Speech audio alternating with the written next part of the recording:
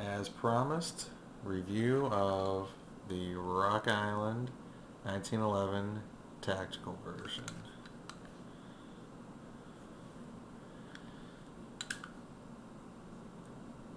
To start off with, we're going to say what would a normal use for this gun be? Maybe range use, a sidearm in the military, sidearm as a police officer, you know, who knows, something like that. Range gun. Some people do conceal carry these. It is just a little bit heavy for that. In my opinion, a little too big for that, but I do know people that do it every day, and you just need the right holsters and the right equipment for it. Some of the features that come with this gun is it has just pretty much a standard GI barrel in it, which does pretty good. It does come with the full-length guide rod, as you can see right there, which, kind of looks cool. Is it necessary? No, not really. The sights on it are Novak style sights.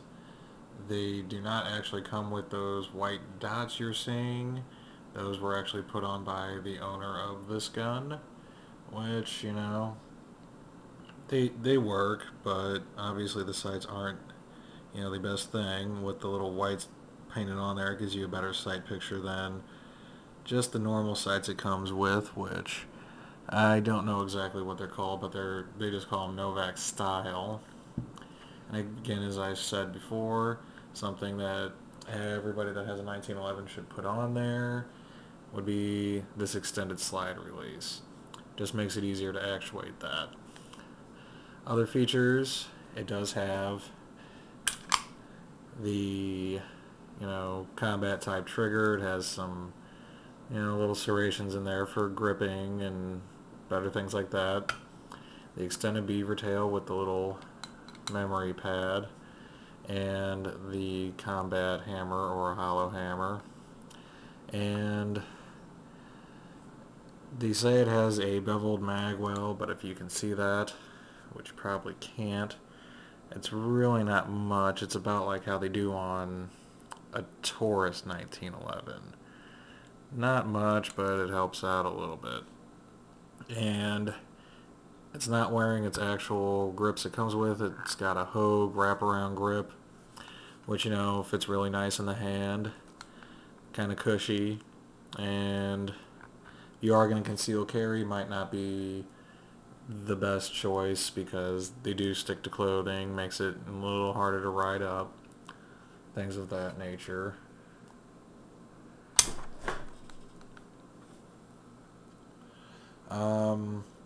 Firepower on it, again, like most 1911s, is 45 ACP. So, it's pretty good in my opinion, but it's only an 8-round magazine. So you're a little limited on the amount of firepower that you do get. But, 8 rounds of 45, especially something like that, a hollow point, 230 grains, and here comes my cat. He's very interested in the hollow point. But, 230 grain hollow point, that's kind of, a big bullet. And has a lot of stopping power behind it. The value of this gun is very good if somebody's looking to get into a 1911 or a 1911 that kind of has these features, the ambidextrous safeties, the grips, the beaver tail, everything that comes with it. This is probably about your best value because the Taurus, from what I can see, just keeps going up in price. So if you really want one of those over one of these, you better get it now before the prices keep going up. These usually are running around, around $450. That's how much I think these are going for right now. If you just get their standard GI model, which is very good, it's going to run you about $400. So, if you're just looking to get into an entry-level 1911, this, in my opinion, would be the way to go. Some people might ask how reliability is on this gun. I've never had any problems except for crappy magazines. You know, the magazines have always been the problem. That's it. As long as you have quality magazines like a Metgar, a Kimber, anything like that, you know, you're not going to have any feeding problems with it.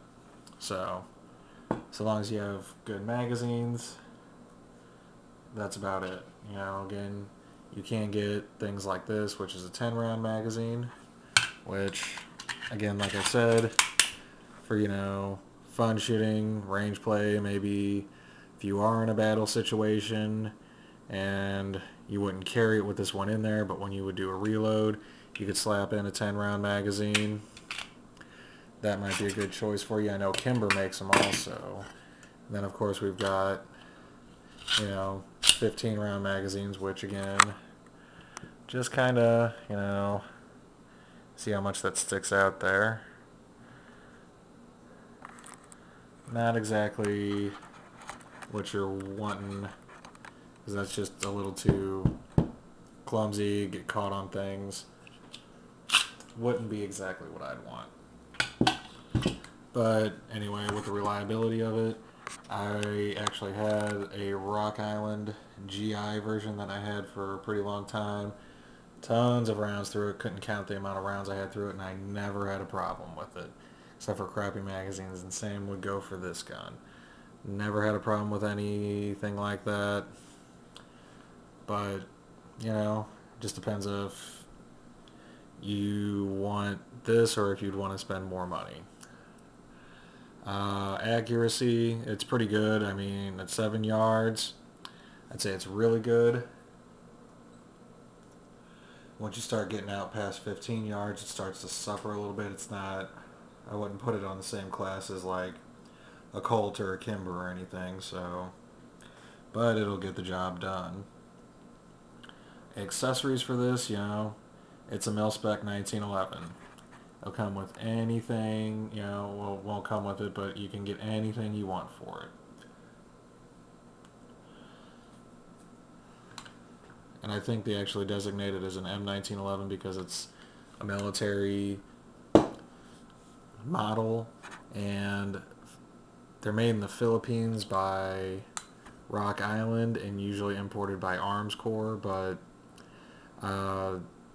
if you don't know, Rock Island actually bought the Colt plant that was in the Philippines that we had during World War I and II, and they use the same machinery that Colt uses to make theirs. So it's pretty much an exact copy of an M1911 from World War II, just a little more modern materials being used in it.